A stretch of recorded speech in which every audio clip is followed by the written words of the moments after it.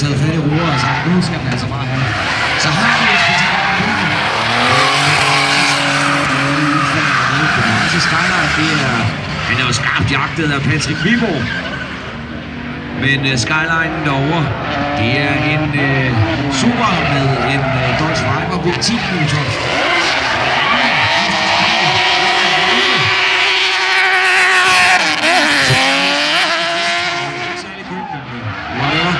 Hvordan har Totas på holdet igen på Fyldes Grad?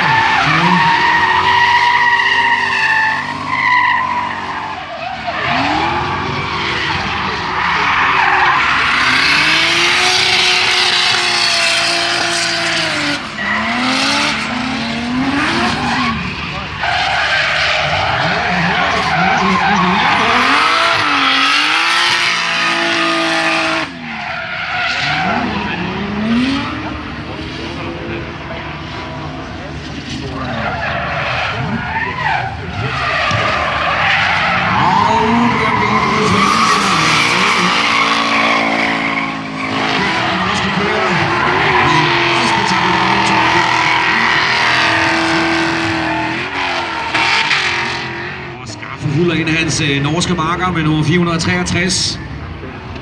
De er kommet til Danmark, hvor alkohol ikke koster noget. Et dirt drop fra den grå Nissan. Og dirt droppet, det er jo som sagt ikke det der er mest tilladt. Så har vi en her, der har trænet et stykke tid, og han klarer sig på skubber derfra. Der kommer en del røg ud af udstillingen på, så det ser ud som om det ikke spiller helt som det skal.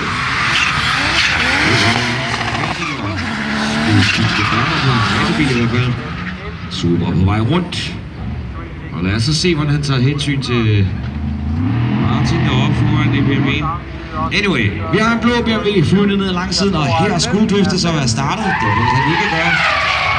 Det bliver faktisk muligt på, at så kommer ligesom hele vejen rundt. Og så cutter han dybt ind under tårnet og retter op og kører lige ud. Han har slet ikke fundet en rigtig racing line. Og i graven med ham. Ja, og det er sådan her. Man bliver simpelthen straffet kontant. Så har vi en anden interessant på banen. Det er Christian Jæger. Han vælger jo faktisk bare at køre lige lidt rundt. Han har jo bygget sig en racerbil med en Mercedes V12 motor. Jeg ved ikke, om der mangler ventiler nok at lege med, men der er i hvert fald rigeligt i den.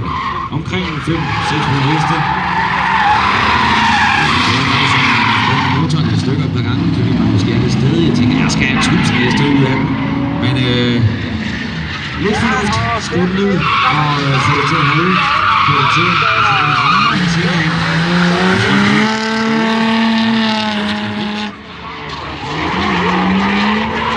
flot kører.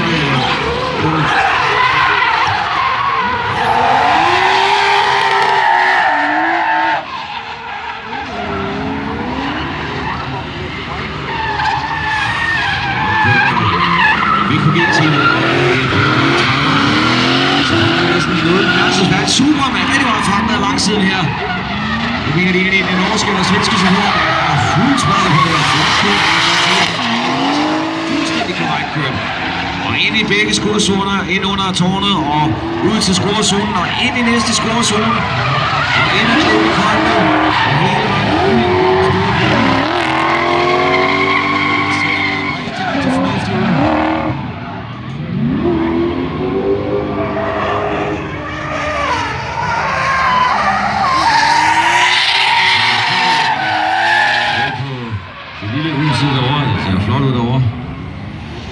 Godt med smadre på.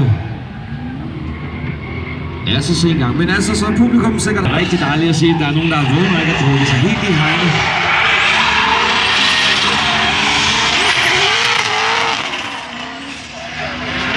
Rigtig flot racerbil fra Norge. Isu står der på den.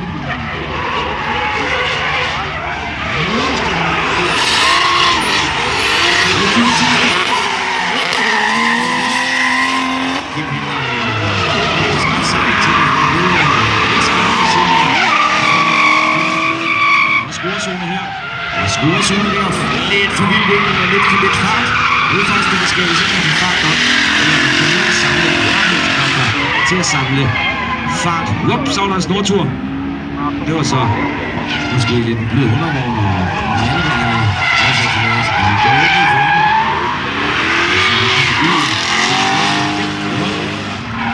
ind til næste, flot lagt den. Og ud til næste scorezone, perfekt kørt. Og ud til næste scorezone, men en dødtop derovre. En lille ganger på sit tag. Det er for håben at være ude.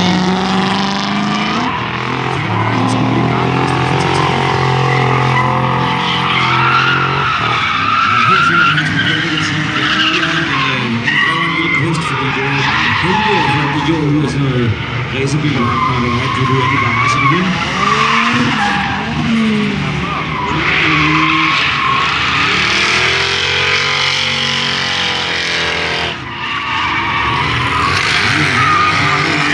Der står Turbo.dk på.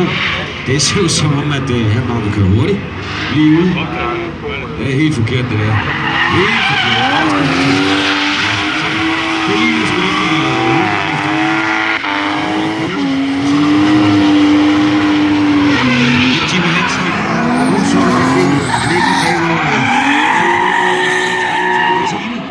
Jimmy, han giver den godt med smæk på, helt ud til scorezonen igen. Sådan der, Jimmy.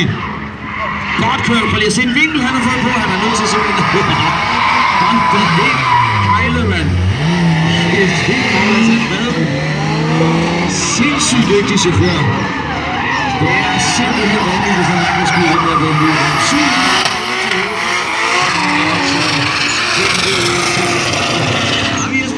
Såsen her, der har gjort sig rimelig godt bemærket. Det er i den blå Nissan, der mangler halvdelen af bagenden på, så det ud som om. Der er ikke fine blå klistermærker på.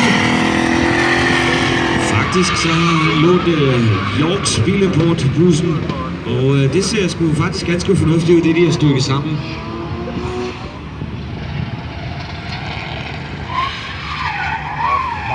En cylinder, som man så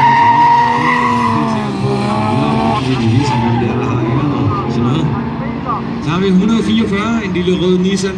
Den lyder som om den har skrevet meget hestekraft, der er godt med, og så kræver den til lille køretøj. Så det er vildt, det er en sølvfarvet 30. Jeg har lagt den 107 fra Holland. Kan I vide? Så har vi MB-lak, eller hvad det er for 161 i en coupé, og det ser virkelig ikke ud som om han har styr på det. Det ser ud som om det slet ikke gør på ham, det der. Jeg kigger lidt på skralden.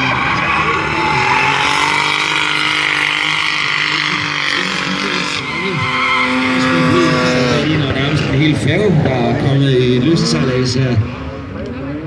143, den gule hvide E34 BMW, og han retter op og sådan noget. Det er for lidt fart i bilen, giver faktisk flere fjommerier, og så har vi faktisk en bil i gavn derovre, og Officials er hurtigt til at rykke ud. Det var en nordmand, der måske havde lyst til at plante nogle fjeldaber oppe i busken deroppe. Jeg ved ikke helt, hvad der sker, men den er i hvert fald gravet godt ned, kan jeg se herovre fra. Og det er sådan, så det er de første, der så har fundet ud af, okay, den her bane, den kræver faktisk en del fart. De kommer til at skyde bilen fuldstændig ud af kurs, medmindre de finder det rigtige sted og initierer det her drift, og det rigtige sted at forstyrre det her drift. Det er en hollænder, der åbenbart var oppe og lægge lidt hash i marken, kan jeg se. Der kan tage et gemmested. Danskere, vi graver øl ned, og hollænderne graver deres pot ned, eller hvad det er for noget, de har. Fuld smæk på ham, så han lyder og starter, han sender formodentlig flere biler afsted her med det samme. Og fysionsbilen, den er med væk, så er vi sådan set klar til at få flere biler afsted. Yes, lad os se om Dennis Hansen her, han kan ramme det første initieringssted. Der var det, og han var i gang her, og forbi ud. Dennis Hansen, han trækker bilen flot ud.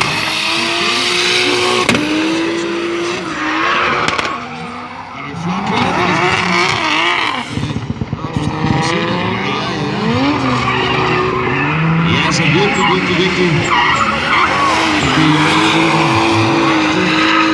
Fuldt lige efter. Kemo killer bilen.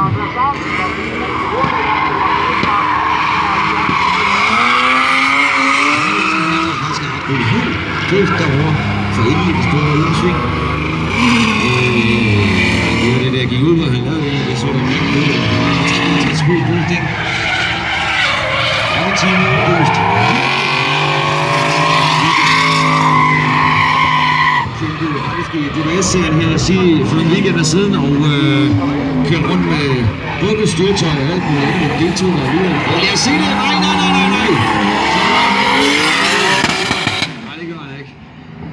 Den lille Miata, den var bare afsted igen. MX-5.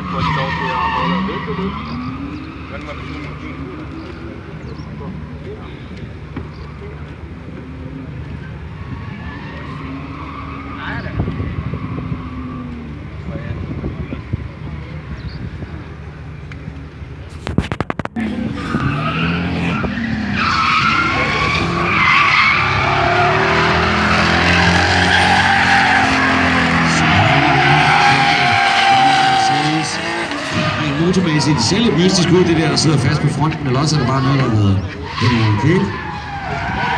Nej, det var Søholt tager også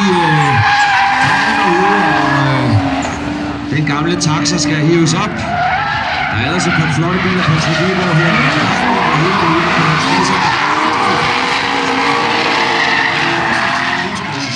Der er en motor i Patricks bil og en Tissan-motor i den bagerste ser ud til.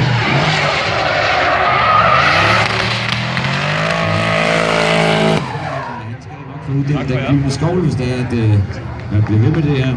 Og så ser vi fed selfie, og så giver den noget smadret. Send det afsted på DHB-siden, og så er I faktisk med i konkurrencen om DHB-rejse. Vi ser meget flere fotos.